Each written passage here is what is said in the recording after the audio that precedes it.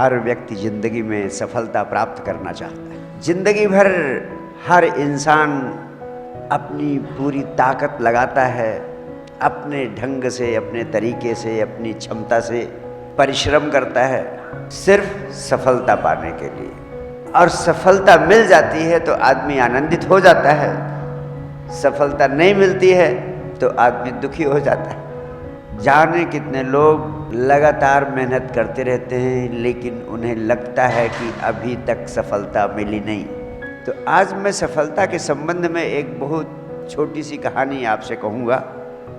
चीन में एक बड़ा प्रसिद्ध फकीर हुआ है। उस फकीर का नाम था लाओ त्से।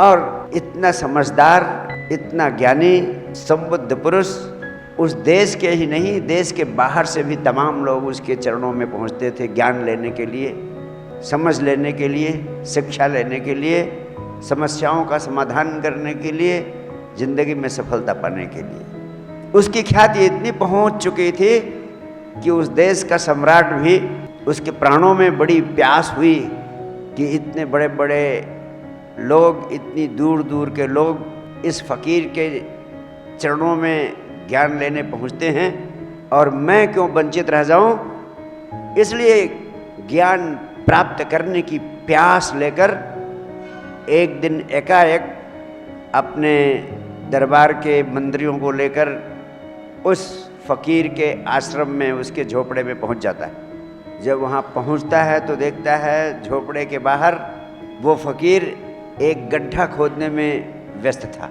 सम्राट और उसके मंत्री उसके सामने जाकर वहाँ खड़े हो जाते हैं। सम्राट की, उसकी फौज फाटे की, मंत्रियों की पहुँच को देखकर उस फकीर को पता चल जाता है कि देश का सम्राट आया हुआ है।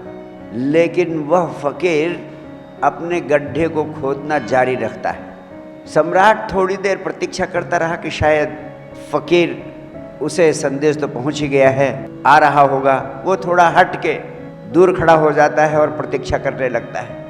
लेकिन देखा कोई आधे घंटे बीत गए, अभी तक वो लौटा नहीं। सम्राट को बड़ा संदेह होने लगा। उसे लगा मैं कहीं गलत जगह तो नहीं पहुंच गया।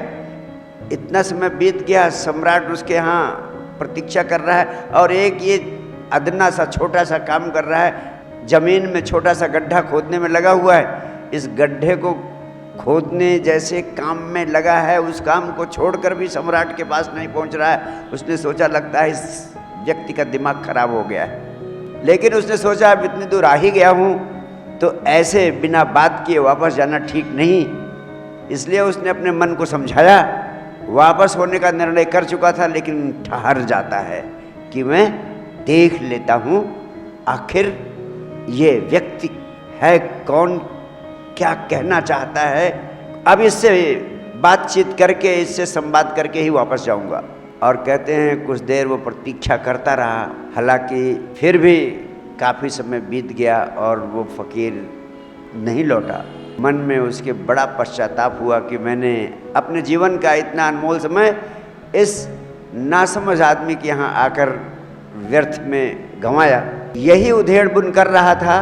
इसी बीच उसका गड्ढा खोदने का काम पूरा हुआ और फकीर जैसे था वैसे ही सम्राट के पास पहुंचता है। सबसे पहले तो उसने विलंब के लिए सम्राट से क्षमा मांगी और उसका स्वागत किया, सम्मान किया और कहा कि मेरे लायक जो भी सेवा हो आदेश दें, मैं आपकी सेवा के लिए उपलब्ध हूँ। सम्राट ने कहा मैं तो बहुत बड़ा ज्ञान, बहुत बड़ी शिक्षा लेने के उद्देश्य से तुम्हारे पास आया था, लेकिन यहाँ पहुंचकर बड़ी निराशा हुई।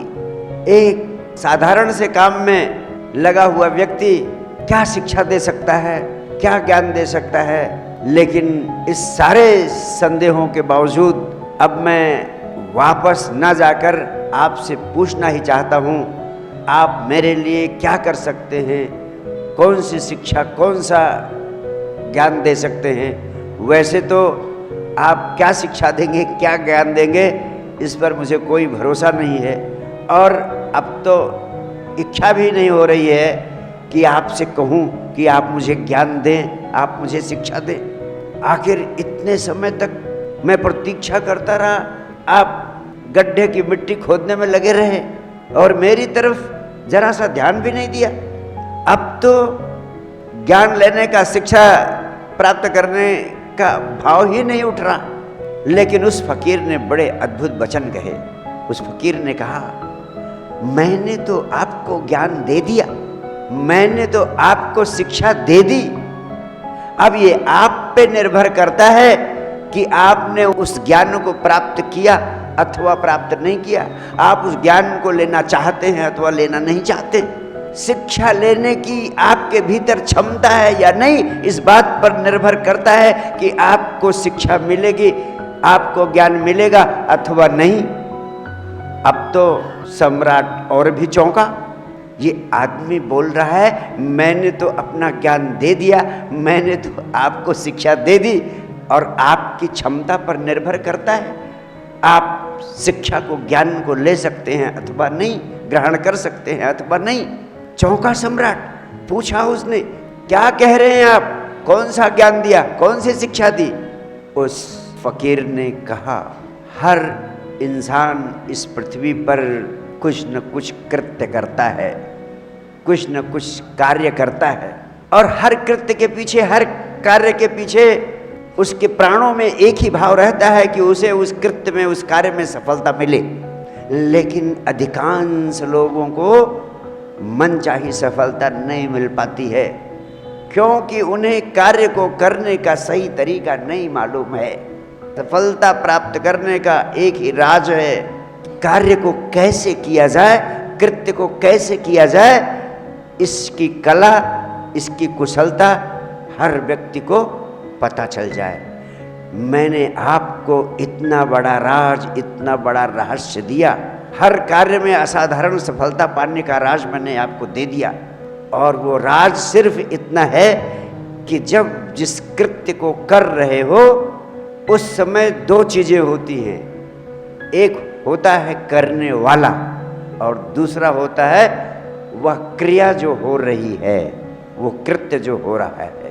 करने वाला जब उस क्रिया में पूरी तरह डूब जाता है, उस क्रिया में पूरी तरह लीन हो जाता है कि करने वाला और क्रिया दो नहीं बचते, एक ही बचता है, सिर्फ क्रिया बचती है, करने वाला नहीं बचता है, तो असाधारण सफलता उस कृत्य से मिलती ही है और कोई दूसरा रास्ता नहीं है। सिर्फ एक रास्ता है कि कृत्य बचे, क्रिया बचे, करने वाला न बचे, यानी करने वाला रह ही ना जाए, करने वाले को अपना होश ही न रहे, कृत्य में पूरी तरह डूब जाए, क्रिया में पूरी तरह डूब जाए, अपनी सारी ऊर्जा उसी कृत्य में लगा दे। जब मैं गड्ढा खोद रहा था, सम्राट से बोला, जब मैं गड्ढा खोद रहा था तो मैं था ही नहीं, सिर्फ गड्ढा खोदने की क्रिया हो रही थी, गड्ढा खोदने की क्रिया हो रही थी, गड्ढा खोदने में ही